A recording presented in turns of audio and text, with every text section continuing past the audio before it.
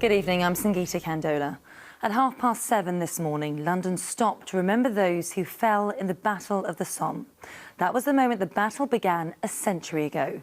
People all across the capital have been spending the day learning about the bloodiest day in British military history. Nick Thatcher reports.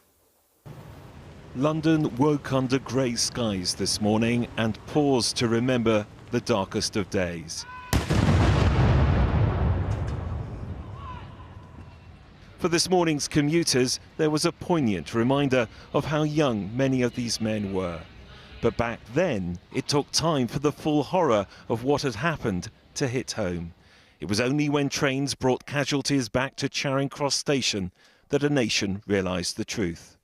Ambulances were coming out of these portals day and night in long convoys, and people started to gather around the portals because they began to feel something had happened which hadn't been explained to them.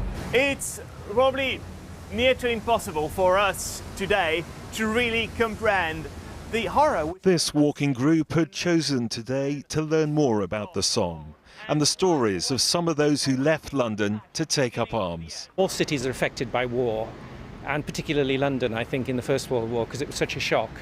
The whole thing has been an incredibly poignant reminder of how many died on that day, well, and in that first hour. Bombed last night and bombed the night before. Final rehearsals for a special school assembly. These Year 5 pupils are singing a song the troops sang to keep their spirits up. The bomb is sent from higher Germany. It's a very sad event in history, but it also shows how together the soldiers were and how they stuck together even in the most dangerous of events. I feel kind of proud of the people who fought for our country, but I also feel sad for the people who lost their family members and the people who died as well. Across London, both young and old have remembered this day in their own way, in the hope that together we will never forget. Nick Thatcher, ITV News. Turning to other news now, and a registered sex offender is wanted for questioning by detectives in Hammersmith after escaping from a mental health unit. 35-year-old Vitaly Kovalyov was last seen last Friday whilst on escorted leave from the Claybrook Centre. Police would like to speak to him about a spate of random attacks in the Chiswick area and have warned he should not be approached. A man has been given a life sentence for murder after a 60-year-old man died when his building was set on fire. Harbhajan Singh Ruprai was killed after being trapped in his flat in Forest Gate on Christmas Day last year. 27-year-old Tyrone Jacobs started the fire after falling out with one of Mr Singh Ruprai's neighbours. The London Mayor Sadiq Khan has confirmed he will be selling off the 3 water cannon which his predecessor Boris Johnson bought for the Met Police. After studying research on water cannon in other countries, the Home Secretary Theresa May decided last year she would not permit their use in London. Mr Khan said the money would go to youth services instead. I say it's not worth keeping them because I understand they're costing about £25,000 a year in maintenance and storage costs, so it's costing the taxpayers money to keep them. And of course they don't have a licence, so they can't be used anyway.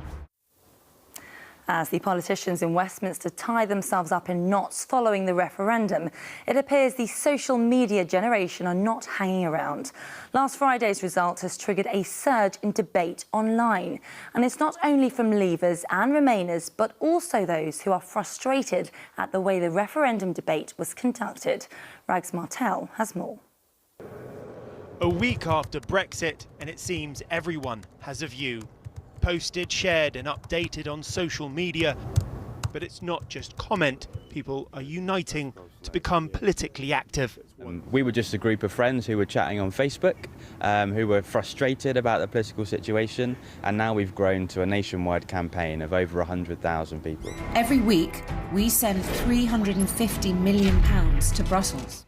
Upset at claims made during the campaign, Josh Babarindi has set up a petition to regulate political broadcasts. We're overwhelmed by the support we've got. Nearly 150,000 people have joined our call to set up an independent regulator to hold these campaigns to account. And we're still counting. It's going up and up and up. Who have people been talking about on Twitter?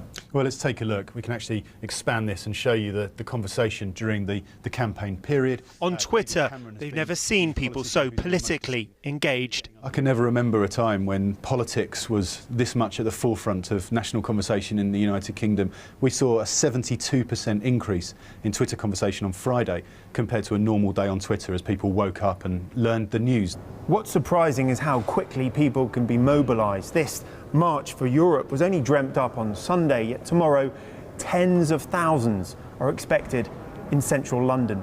Project Remain, a group of people who have got together in the past few days, that's 3 days, and we're constantly speaking now.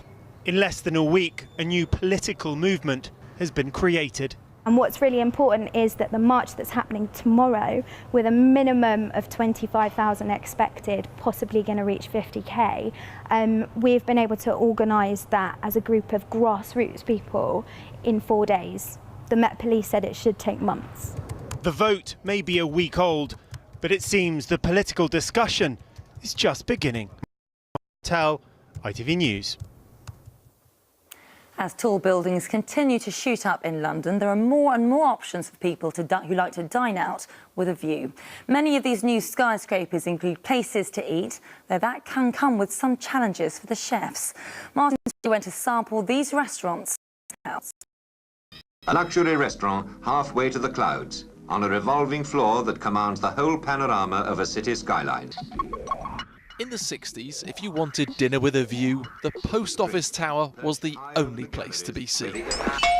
50 years on, London's new high-rise buildings are offering high-class dining across the city. At the top of 110 Bishopsgate is the capital's highest 24-hour restaurant. A high-speed lift whisks customers 200 metres and 40 floors up to Duck and Waffle. For staff and suppliers, it's a slower journey. Yeah, it's a massive challenge because our production kitchen, where we do all of our base prep and slow braisers and that kind of stuff, is in the basement of the building, and we're obviously on the very, very top. Doors closing. So, we have to obviously have strict delivery times for security reasons, and then, the general logistics of coming up to the 40th floor and forgetting a clove of garlic is a bit of a nightmare, but it's the price you pay for having this wonderful view. 2 stories below is Sushi Samba, fusing amazing views with Asian fusion food. From its sun terrace, you can look across the river and see another of London's highest restaurants. Oblix in the Shard is on the 32nd floor. Its manager says eating at altitude makes it destination dining. I would say 75 to 80% we are used for special occasions, so people kind of line that up. Big moments in life, birthdays, anniversaries, wedding proposals. They want to do it in a landscape or in an environment that is unique. So, yeah, I think it is. It is on the rise.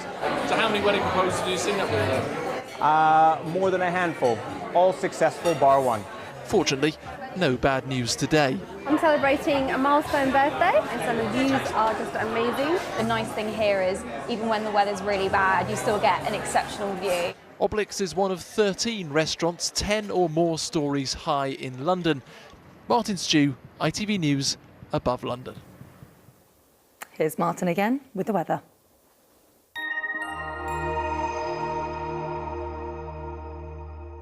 Hello there, good evening. We've had some bright weather today, although that's been a bit of a struggle. We've had some showery weather too. Looks as though it'll be a similar picture through tomorrow. But tonight things drying out, plenty of clear spells, a few breaks in that cloud, so temperatures down to 9 Celsius. Sets us up for a reasonably bright start to the day. One or two thicker bits of cloud, but certainly not a bad way to go into the weekend. Watch out for the showers though. Bit of a band of organised ones just crossing from west to east. Shouldn't last too long. It'll be quite fragmented, so a chance that you'll dodge all of them. And if you can, 20 Celsius is your likely height, 68 in Fahrenheit. It looks as though Sunday will be feeling a little bit milder, even though highs of 19. Then some rain overnight into Monday, and then sunny spells and showers after that. Night-night.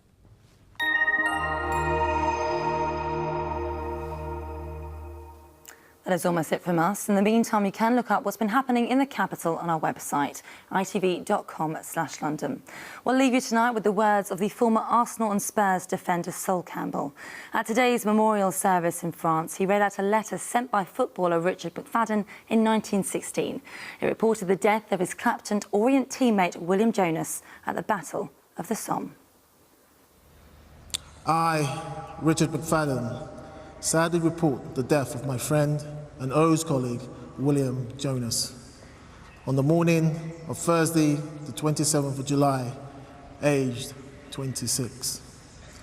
Both Willie and I were trapped in the trench near the front in Somme, France. Willie turned to me and said, "Goodbye, Mac, best of luck. Special love to my sweetheart, Mary Jane, and the best regards to the lads at the Orient." Before I could reply to him, he was up and over. No sooner had he jumped up out of the trench, my best friend of nearly 20 years was killed before my eyes. Words cannot express my feelings at this time.